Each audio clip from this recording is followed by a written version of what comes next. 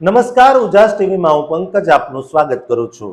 આજના તારીખ 22મી માર્ચ અને રવિવારના મુખ્ય સમાચારની વાત કરીએ તો અમેરિકામાં ટ્રમ્પની નીતિ છે અમેરિકા ફર્સ્ટ।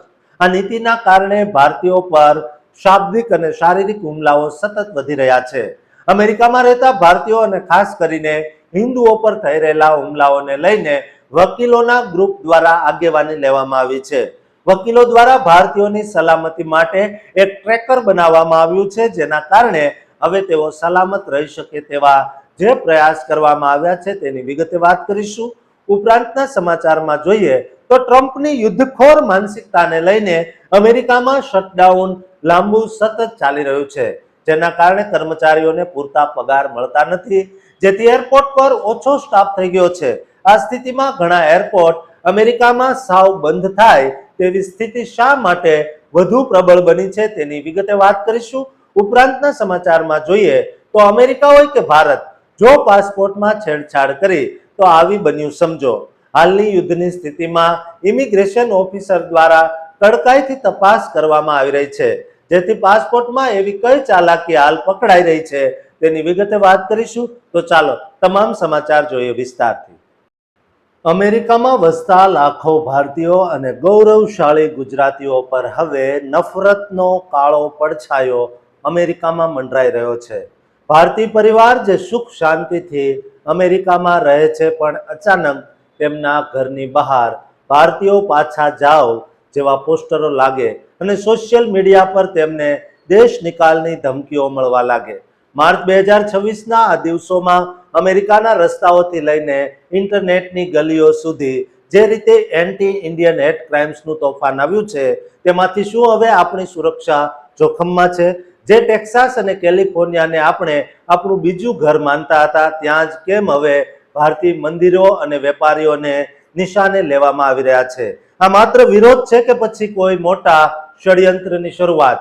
આજે અમે વાત કરીશું IAACના એ સનસનીખેજ સ્ટોપ ઇન્ડિયન હેટ ટ્રેકરનો, જેણે અમેરિકામાં રહેતા ભારતીયોની ઊંઘ હરામ કરી દીધી છે। આ અત્યંત ગંભીર રિપોર્ટને અંત સુધી જોજો, કારણ કે આ સત્ય જાણીને તમારી આંખો ઉઘડી જશે।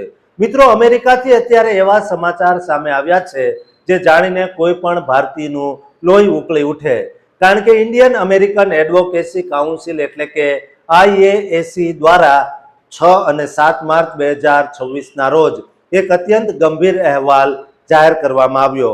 Stop Indian hate incident tracker and community action guide નામના રિપોર્ટમાં 2025ના અંતથી લઈને ફેબ્રુઆરી 2026 સુધીના એવા અનેક કિસ્સાઓ નોંધાયા છે જેમાં ભારતીયોને નિશાને લેવામાં આવ્યા હોય। આ નફરત વધવાનું મુખ્ય કારણ H-1B વિઝાની ચર્ચાઓ અને સોશિયલ મીડિયા પર ફેલાવવામાં આવતું એવું ખોટું નેરેટિવ કે ભારતીયો અમેરિકા પર કબજો કરી રહ્યા છે। આ ટ્રેકરમાં નોંધાયેલા આંકડા ચોંકાવનારા છે, કારણ કે 2023થી 2025ની સરખામણીમાં ભારતીયો વિરુદ્ધ બોલાતી ગાળોમાં 115%નો વધારો થયો છે। 2026ની શરૂઆતમાં જ ઓનલાઈન હેટમાં 75%નો ઉછાળો જોવા મળ્યો।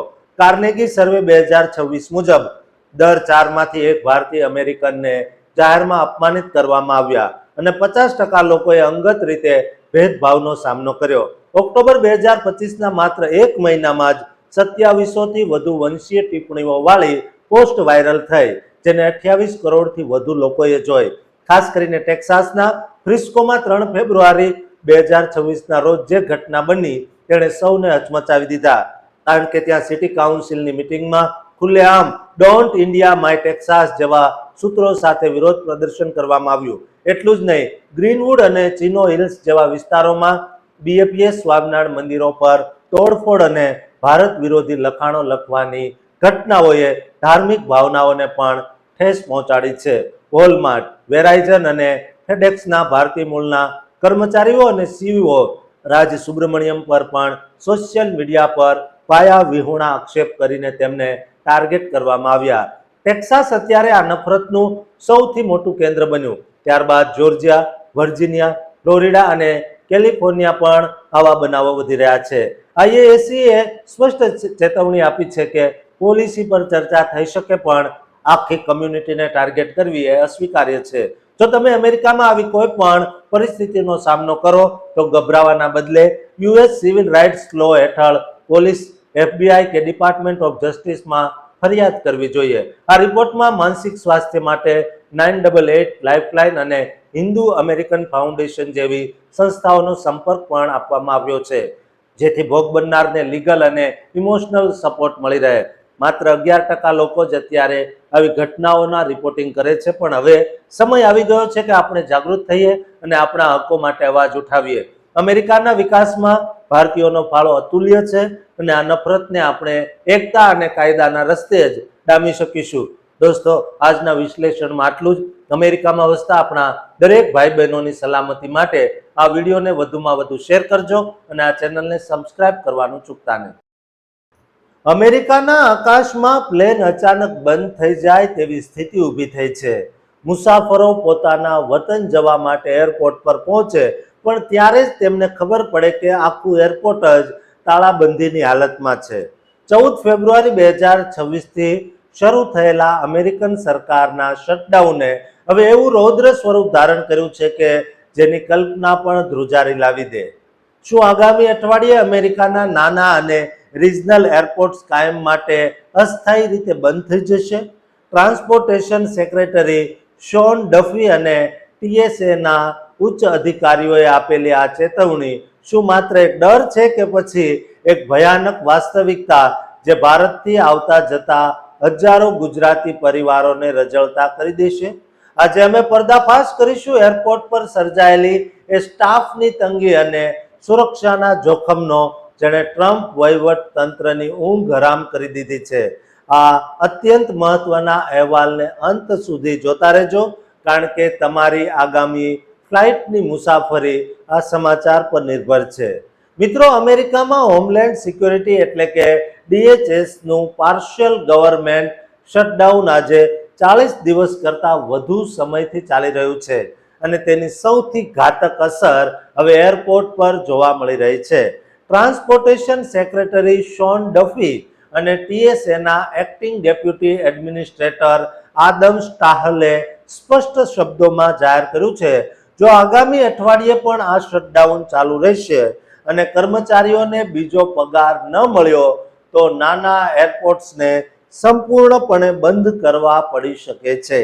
અત્યારે સ્થિતિ એવી છે કે TSAના 300થી વધુ અધિકારીઓએ રાજીનામું આપી દીધું છે અને દરરોજ 30થી 40% સ્ટાફ ગેરહાજર રહે છે. મોટા એરપોર્ટ્સ પર 2 થી 4 કલાકની લાંબી લાઈનો જોવા મળે છે, પણ નાના એરપોર્ટ્સમાં સ્ટાફ ઓછો હોવાથી ત્યાં સુરક્ષા સ્ક્રીનિંગ જાળવવું અશક્ય બની ગયું છે. 22 માર્ચ 2026 સુધીના આંકડા મુજબ ફિલાડેલ્ફિયા જેવા એરપોર્ટ્સમાં સિક્યુરિટી ચેકપોઇન્ટ્સ બંધ કરવા પડ્યા છે અને 26,000થી વધુ ફ્લાઇટ્સ પ્રભાવિત થઈ છે. JFK, એટલાન્ટા અને હ્યુસ્ટન જેવા મોટા હબમાં પણ 30%થી વધુ સ્ટાફ ગેરહાજર હોવાથી એર ટ્રાવેલ લગભગ ઠપ થઈ ગયું છે. રાષ્ટ્રપતિ ટ્રમ્પ તરફથી એવી ધમકી પણ આપવામાં આવી છે, જો ડીલ નહીં થાય તો આઈસ એજન્ટોને એરપોર્ટ સુરક્ષામાં તૈનાત કરવામાં આવશે. આ સ્થિતિની સૌથી મોટી અસર અમેરિકામાં વસતા ભારતીયો, H-1B હોલ્ડર્સ અને વિઝિટર્સ પર પડી રહી છે. ટેક્સાસ, કેલિફોર્નિયા અને ન્યૂ જર્સી જેવા રાજ્યોમાં જ્યાં ભારતીય સમાજ વધુ છે અને જ્યાં નાના એરપોર્ટ્સનો ઉપયોગ વધુ થાય છે, ત્યાં લોકોના બિઝનેસ ટ્રાવેલ અને ફેમિલી વિઝિટ પ્લાન્સ ચોપટ થઈ ગયા છે. સેનેટમાં ફંડિંગ બિલ 5 વખત નામંજૂર થયું. જો કે બોર્ડર જાર ટોમ હોમન અત્યારે સેનેટર્સ સાથે મીટિંગ કરી રહ્યા છે, પણ હજુ સુધી કોઈ ચોક્કસ ડીલ થઈ નથી. આવનારું અઠવાડિયું અત્યંત નાજુક છે, કારણ કે જો સેનેટ રિસેસ પહેલા કોઈ ઉકેલ નહીં આવે તો હવાઈ મુસાફરી સંપૂર્ણપણે ઠપ થઈ શકે છે. અમારી સલાહ છે કે જો તમારે મુસાફરી કરવી અનિવાર્ય હોય તો ફ્લાઇટના સમય કરતાં 3 થી 4 કલાક પહેલા એરપોર્ટ પર પહોંચો અને TSAના વેટ ટાઈમ ટ્રેકરને સતત ચેક કરતા રહો. શક્ય હોય તો મોટા હબ એરપોર્ટ્સનો ઉપયોગ કરો, જેથી ફસાઈ જવાની શક્યતા ઓછી રહે. અમેરિકાના ઇતિહાસમાં આ એવું સંકટ છે જેણે સામાન્ય જનતાને બાનમાં લીધી છે. દોસ્તો, તમે અમેરિકા રહો છો અને તમારા સંબંધીઓ જો સતત એરપોર્ટ પર આવન જાવન કરે છે અથવા તમે ખુદ ભારત જવા ઈચ્છો છો તો પણ આ રીતનું તપાસ કરીને જવું અનિવાર્ય છે. એટલા માટે આ વિડીયો તેમને શેર કરજો અને આ ચેનલને સબસ્ક્રાઇબ કરવાનું ચૂકતા નહીં. તમારા પાસપોર્ટનું એક ફાટેલું પાનું તમને સીધા જેલના સળિયા પાછળ ધકેલી શકે. કલ્પના કરો રાંચીની એ જ્યોતિ કુમારીની જે અમેરિકા, જાપાન કે વિદેશ જવાના સપના સાથે એરપોર્ટ પર પહોંચે છે, પણ ઇમિગ્રેશન કાઉન્ટર પર તેની એક ભૂલ અથવા જાણી જોઈને કરેલી છેડછાડ તેના જીવનની સૌથી મોટી આફત બની. જ્યારે ઓફિસર તેમને કહે છે કે 1 થી 36 પાના ગણો અને વચ્ચેથી 14 પાના ગાયબ મળે, ત્યારે એરપોર્ટ પર જે સન્નાટો છવાઈ જાય તેની કલ્પના પણ કરી શકાતી નથી.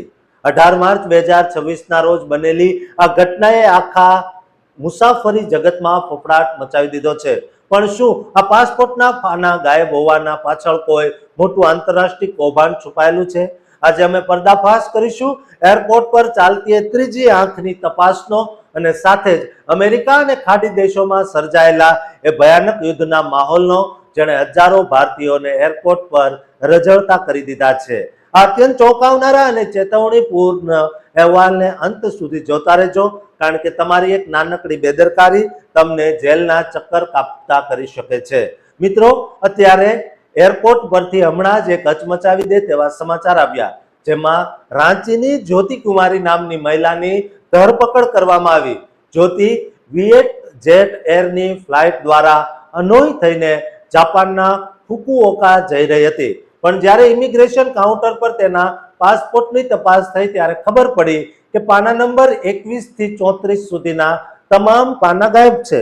36 પેજના પાસપોર્ટમાં આટલો મોટો ગેપ જોઈને અધિકારીઓને છેડછાડની શંકા ગઈ અને પૂછપરછ દરમિયાન જ્યોતિ કોઈ સંતોષકારક જવાબ આપી શકી નહીં.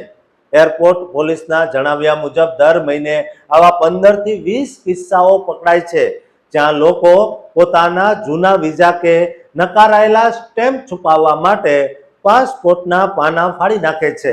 આ ગુના હેઠળ પાસપોર્ટ એક્ટ મુજબ વર્ષોની જેલ અને મોટો દંડ થઈ શકે.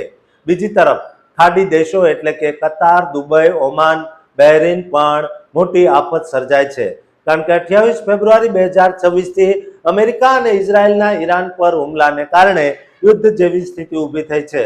આને કારણે દુબઈ અને દોહા જેવા મોટા એરપોર્ટ્સ પર એર સ્પેસ બંધ કરી દેવામાં આવ્યું છે અને એમિરેટ્સ, કતાર એરવેઝ અથવા એર ઇન્ડિયા જેવી સેંકડો ફ્લાઇટ્સ કેન્સલ થઈ ગઈ છે.